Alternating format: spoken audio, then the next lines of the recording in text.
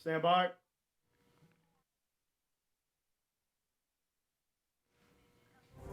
Today on Channel 8 News, we'll take a look at why and how much the food demands at local pantries increases during the holidays. Also, the #1 concern for renters in Manhattan. And later in the show, a recap of K-State basketball season opener and goals for their season moving forward. All this and more coming up on Channel 8 News. It's going to be a chilly Halloween, and so far, the scariest thing has been the snow. More to come on Channel 8 News. This is KKSU-LD, broadcasting in high definition from Kansas State University, covering Manhattan, Riley County, and the Flint Hills. You're watching Channel 8 News. Good morning and welcome to Channel 8 News. I'm Miriam Chamberlain. And I'm Glenn Kinley. Today we will learn about yet another Manhattan business closure and increased student access to K-State's newly renovated library. Last night around 11:15, Manhattan Ogden USD 383 received an anonymous report of their school's safety hotline. The caller stated that his daughter was told that there would be a shooting at MHS East Campus on Thursday, October 31st. USD 383 Riley County Police Department and the Kansas Highway Patrol have been in contact about the situation. Riley County Police Department will have an increased procession at and around MHS East Campus today. If you have any other information on the situation, please contact the number listed below.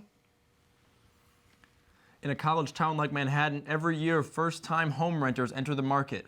First-time tenants may not be aware of their legal rights. Reporter Bernie Harkins has more on the story. Spellman is a senior at Kansas State and has been a renter for about 3 years. There's a lot to think about when looking for a place to rent. Affordability and location are two main factors. Other problems can include repairs, pest problems, and payment issues. Spellman has faced some of these problems as a young renter. A lot of maintenance issues. From there, I've dealt with affordability issues primarily, so just having issues paying rent from month to month. I've always gotten it on time, but there's the phrase, rent eats first, so it's come out of other priorities that I have, of course. Teresa Baker, a housing and credit counselor for the City of Manhattan, discussed landlord responsibilities at a recent housing forum for the K-State campus. According to a survey sent out by the City of Manhattan, price was the #1 concern for most renters. However, many people did not know, according to state law, landlords do not have to supply appliances such as a refrigerator, a stove, or a microwave. On the other hand, landlords are required to provide a livable space to their renters. This means the unit must have heating, electric, and other basic necessities. The biggest issue that we see is tenants withholding rent because of a lack of maintenance, and then they end up getting legally evicted for doing so. Instead of allowing rent to go unpaid, Baker says small claim court is often the best solution. In Spellman's case, after taking Baker's advice, she learned how livable repairs should be taken care of in a timely fashion. Community meetings are a good way for tenants and landlords to understand each other's point of view. Both parties have concerns, and being able to get both of them together in the same room is a really great opportunity to hear the other side's perspective. In Manhattan, Bernie Harkins, Channel 8 News.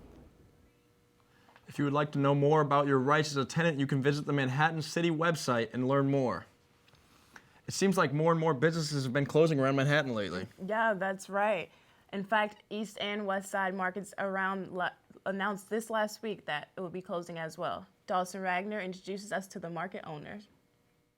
For decades, the East and West Side markets have been open to the Manhattan community, but that is all coming to a close this November, with Terry Olson, the current owner, announcing the local fruit and vegetable market's closure. And it's just been a marvelous 43 years of business in the Manhattan community.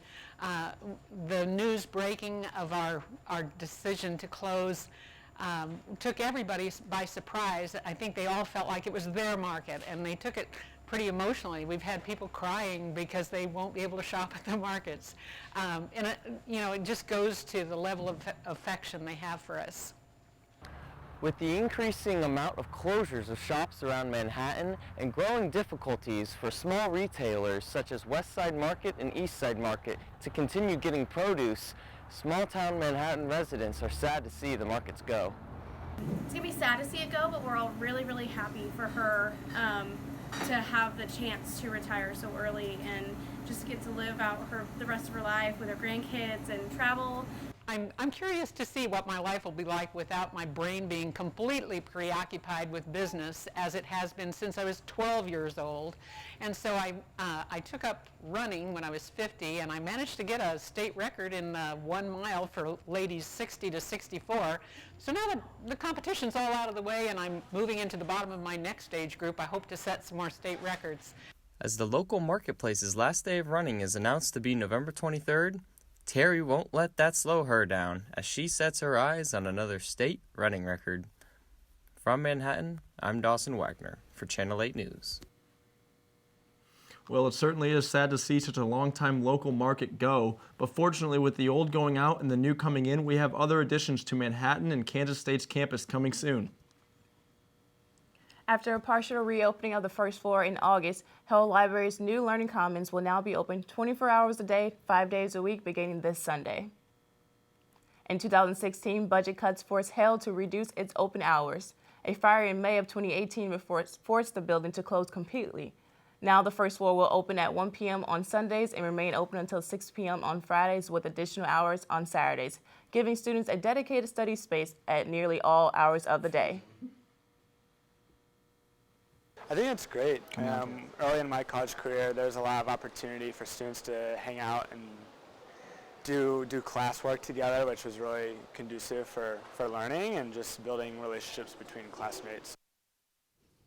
It's been a chilly week, and it is looking to stay that way today and tomorrow. Stay tuned for a more in-depth Halloween forecast. And ever wonder how warm weather zoo animals adjust to the Kansas cold? Find out after the break. We are a family that does not tolerate discrimination of any kind. A family that represents a diverse and eclectic population. We are a family that believes that diversity, inclusion, and sportsmanship are expectations.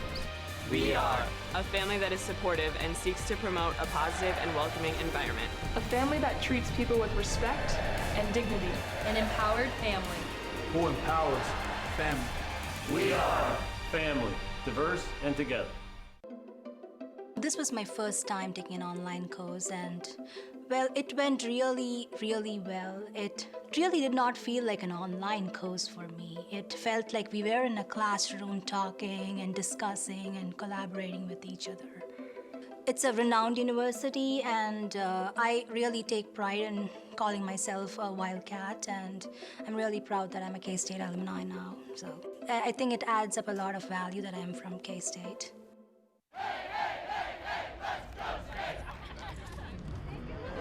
Welcome to K-State. We're so excited all of you came to visit us here on campus. We're going to be starting our tour here in front of Anderson Hall, which is our administrative building and kind of our iconic building on campus. It houses our president's office and our vice president for student life. All right, let's get started. We're going to be going to the Union next. It houses our whole...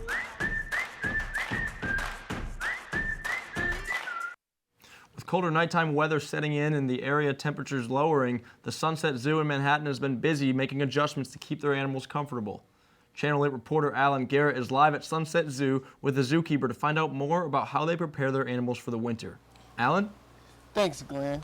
I'm here with zookeeper Savannah Hyatt to see what changes are being made here at the zoo with the weather change. So Savannah, what do we have here behind us? Behind us, we have the maned wolves. They're from South America. They're actually a pretty unique type of canid. Most people see them and they think that they're carnivorous because of their big teeth. And while they do eat meat, about 65 to 75% of their diet is actually fruits and vegetables. The snow is a little different from them. They don't get a whole lot of that down in South America. But in order to keep them comfortable, they always have access inside, and pretty soon we'll set them up their own little dog igloos outdoors with heaters. Okay, so you mentioned that they were from South Africa. So how do you guys handle the climate change for animals that are used to warmer climates? Well, they're from South America. Yeah, and we have a lot of animals here that are used to warmer climates. We do have a Kansas tier that's got bobcats and swift foxes, so they're used to the snow and they're usually out year-round. Any of our animals, like our maned wolves, our tigers, our hyenas, our primates, they all have access to inner buildings that have heaters. Now, not all the animals are going to be visible in the winter time because their buildings don't always have access for people, but our white-handed gibbons and our chimpanzees do have indoor viewing areas where you can see the primates if the weather is really cold outside.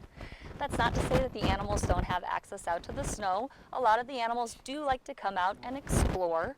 We have very strict guidelines that are posted in every single building that give us temperature guidelines for each species on what we have tested and we feel is appropriate to either keep an animal locked indoors to prevent injuries like frostbite, or if they're allowed to have access out on display, and so they can decide whether they want to come out in the snow or not. All right, so really quick, so what changes should the visitors expect with the new season change? Well, starting tomorrow on November 1st through March 30th, we go to our winter hours. So that's going to be a noon to 5 o'clock, 7 days a week. We will be closed on Thanksgiving and on Christmas Eve, Christmas Day. That's going to be the changes because most of the time, first thing in the morning, we have difficulty with frozen locks because it's extra cold, and a lot of the animals don't want to get up and going until the sun comes up in the afternoon. So if you come in the afternoon, hopefully the animals will be out and about more. All right, sounds good. Thanks for speaking with us today, Savannah. Back to you, Glenn. Okay. Thanks, Alan. Visitors to the zoo should be sure to make note of the change in hours that begins tomorrow, November 1st. Winter months are typically slower times of this year outdoor businesses. But with fall holidays like Halloween, businesses like Britt's Farm have found a way to capitalize on theme activities during generally slow times. Reporter Nick Yuska has more. October is known for Halloween, pumpkins, and the fall weather. Angela Britt, owner of Britt Farms, realized how important this month is, not only for her farm, but for the community of Manhattan. I thought it was good for adults as well as the kids to just be able to let loose a little bit and have a good time outside. Sometimes we tend to spend a little too much time indoors at our computers, and it's good to get out and relax a little bit. Britt's Farm, a 200-acre farm on the west side of town, has been in business for over 60 years. But their pumpkin patch and fun zone the past couple years have stolen the show. This interaction between the community and the farm is an important factor, according to Britt. I think it's great for the community to be able to come out and enjoy these activities. And we see a lot of folks that we don't necessarily see throughout the year. This is kind of a fun place to be in the fall. The fun zone includes many areas for people of all ages, from a child's corn maze to a beer garden. But the most popular spots for the community is the pumpkin patch, the petting zoo, and even this slide.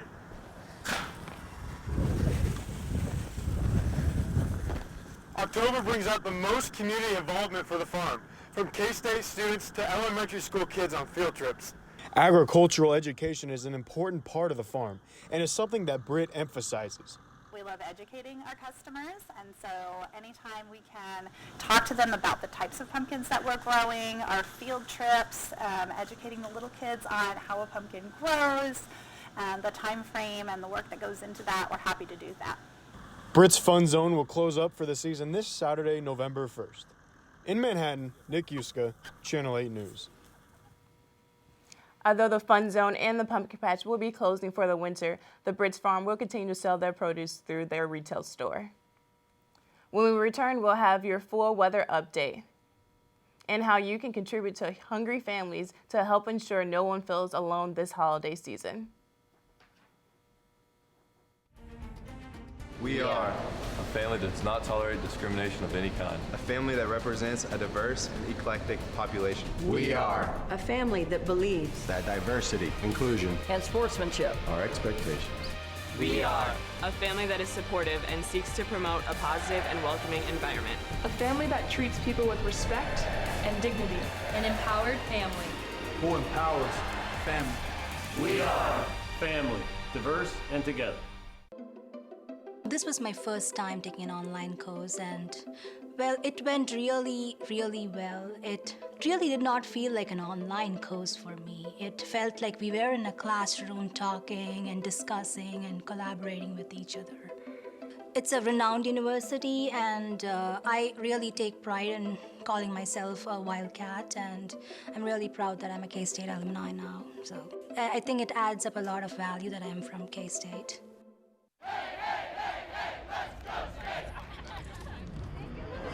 Welcome to K-State. We're so excited all of you came to visit us here on campus. We're going to be starting our tour here in front of Anderson Hall, which is our administrative building and kind of our iconic building on campus. It houses our president's office and our vice president for student life. All right, let's get started. We're going to be going to the Union Net. It houses our pool.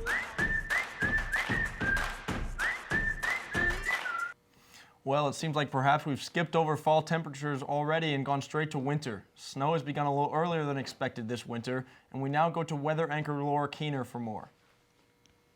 Thanks, Glenn. Well, we're looking at the United States, and it is a cold weather sandwich. On the East Coast, we have warmer temperatures, 69 and 88 degrees, and on the west side, we have 80 degrees and 54 degrees. And in Kansas, we're experiencing 40s and 50s because of this cold front right here. It's bringing in all the snow. And northern Kansas, we're looking at 40, 44 degrees. Mid-Kansas, about where we are, 45 degrees. And in the south end of Kansas, we're looking at 46.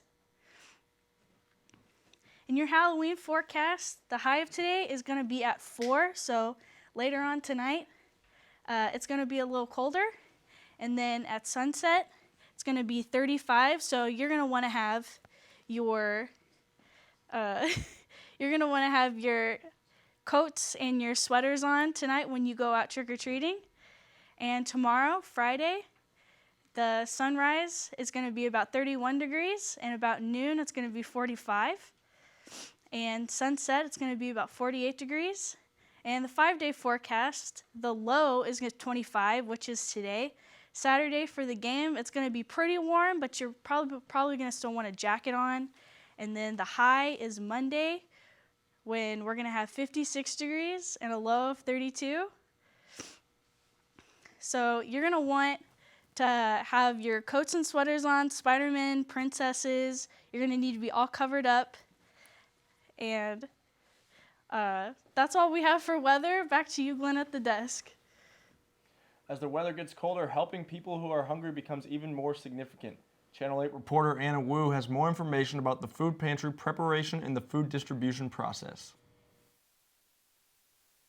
This week is the last week of October. We have unshered in several heavy snows and the weather is getting colder. Many people are unable to eat in a hungry and cold environment, so many churches open food distribution activities every Friday to provide food for those in need. For many people in the area, they utilize food pantries.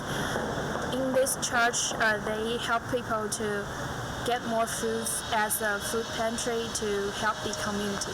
I got the chance to talk with Judy Rowe, who's one of 4 food pantry party coordinators for the First Presbyterian Church. We seem to have a higher level of need in this community than many Kansas communities of this size. And in the past year, that need has increased. At the Flint Hills Bread Basket, they've calculated that they have served about 4,000 more people this year than they had by this time last year.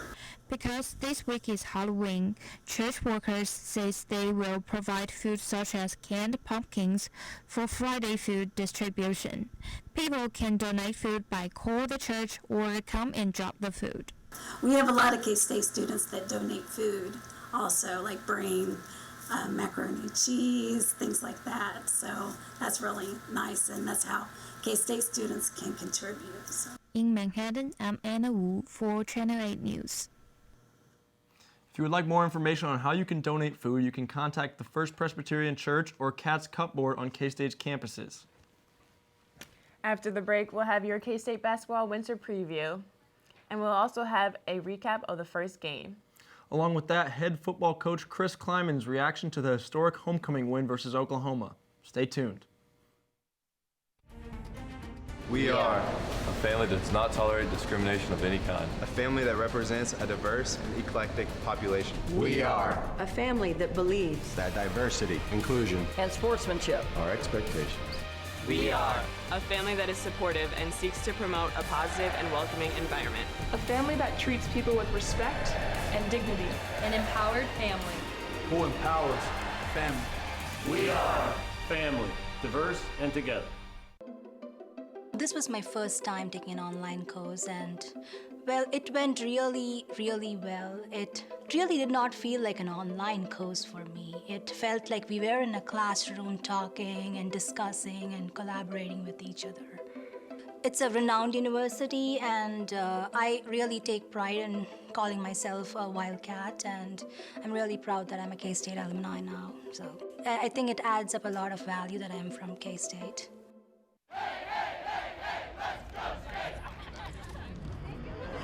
Welcome to K-State. We're so excited all of you came to visit us here on campus. We're going to be starting our tour here in front of Anderson Hall, which is our administrative building and kind of our iconic building on campus. It houses our president's office and our vice president for student life. All right, let's get started. We're going to be going to the Union next. It houses our pool. Kansas State's men's basketball team started off their season this past Friday, and on Saturday, the Kansas State football team got a big win over Oklahoma. Reporter Daisy Hagedorn has more. Daisy? Thank you, Glenn. Basketball season is starting up with men's and women's exhibition games this week. Reporter Jingting Lan has the story on last week's men's exhibition opener in Manhattan. The men's basketball season got underway with a home opener against Emporium. K-State fans were excited and hopeful for upcoming seasons. It's great that some of the new guys have gotten in so early and everybody's getting a lot of playing time, so it'll be great to see when we get into some real tougher competition. The school celebrated the 2018-19 team by raising a banner for Big 12 regular season title.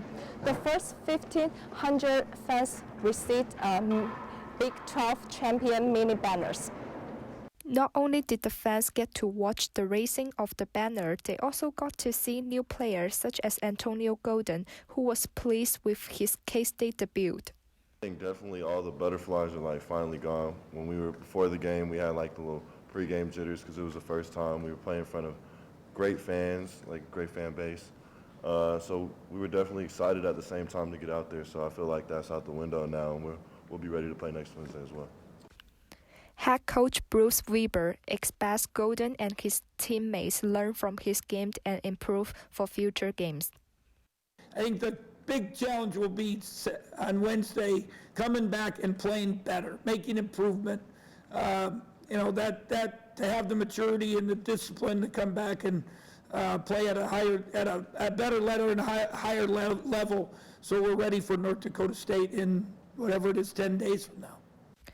In Manhattan, Jingting Lan from Channel 8 News. You can catch the Cats back in action on Tuesday, November 5th in Bramlage Coliseum against North Dakota State. As for K-State football, the Wildcats made history by defeating number 5 Oklahoma last Saturday. The victory put K-State back in the ranks at number 22. With happiness of winning, there's also sadness of injury. Senior Eric Gallen III came out with the details of his injury, stating that he tore many ligaments in his knee and will not return this season. Despite the ups and downs that occurred in the game, head coach Chris Kleiman reflects on the key takeaways of the victory over the Sooners. Back and moved it well and got a field goal, and then we were able to get some stops. The stops we had and the field goals that we held them to were really the difference in the game. When those guys are moving the football and we're holding them to 3, guys, that's a friggin' win. That's a big-time win for us on defense. And then we were able to get a couple of stops, and then the A.J. Parker pick and get points out of that was big as well. On November 16th and November 30th against West Virginia and Iowa State. That's all for sports this week. Back to you, Glenn and Miriam. When we return, we'll have some trick-or-treating safety tips, as well as some simple, cost-effective, last-minute costume ideas that you can create from items within your own home. All coming up next on Channel 8 News. We are a family that does not tolerate discrimination of any kind. A family that represents a diverse and eclectic population. We are a family that believes that diversity, inclusion, and sportsmanship are expectations. We are a family that is supportive and seeks to promote a positive and welcoming environment. A family that treats people with respect and dignity. An empowered family. Who empowers family. We are family, diverse and together. This was my first time taking an online course, and it went really, really well. It really did not feel like an online course for me. It felt like we were in a classroom talking and discussing and collaborating with each other. It's a renowned university, and I really take pride in calling myself a Wildcat, and I'm really proud that I'm a K-State alumni now. So I think it adds up a lot of value that I'm from K-State.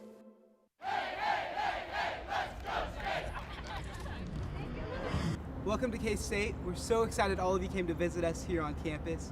We're going to be starting our tour here in front of Anderson Hall, which is our administrative building and kind of our iconic building on campus. It houses our president's office and our vice president for student life. All right, let's get started. We're going to be going to the Union next. It houses our pool.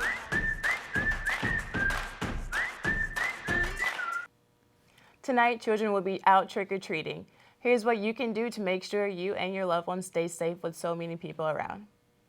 Dress for the weather and be sure before you leave to make sure someone knows where you are going. Check your child's mask to make sure they can see what is going on around them and when you are out trick-or-treating. Make sure you stay safe by using the crosswalk and making sure traffic can see you. If you are driving Halloween night, make sure you keep an eye out for trick-or-treaters and drive safely.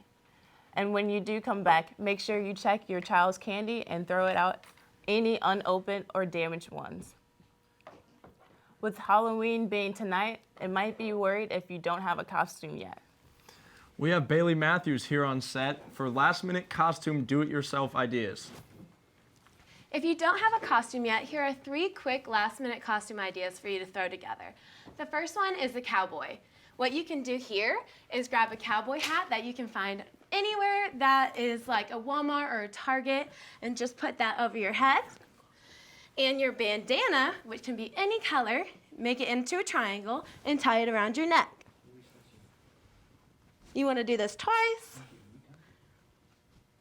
just so it stays on. And boom, you're a cowboy. And then next we are going to be a pirate. So Right. the first thing I'm going to ask you to do is put this eye patch on. Okay. While I put this string of jewels around your head. You can wrap that around your head and then tie it. You can really make this at home too. And then to top it all off, you're going to get a pirate hat and put that on top. And then there you go, you're ready to set sail. Wow, this is nice. I know. The last thing we are going to do is be a black cat, because that is a classic one that I know Glenn has always wanted to be. Yeah. Right, Glenn? Yeah, that's great. So the first thing we're gonna do is put those ears on him. Looking mighty cute, right? Feel good? And then a bow tie, even though you already have one on. It's for, Double up the bow tie. yeah, That's nice. double it up, right?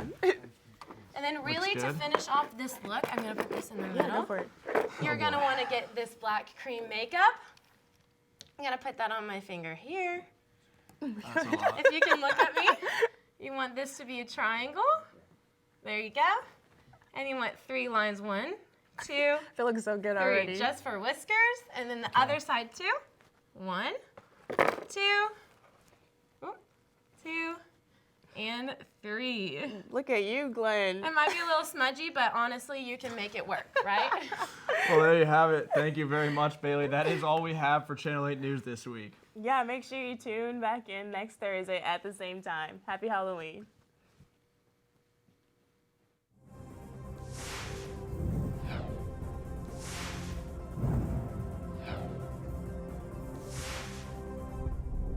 This is Channel 8 News.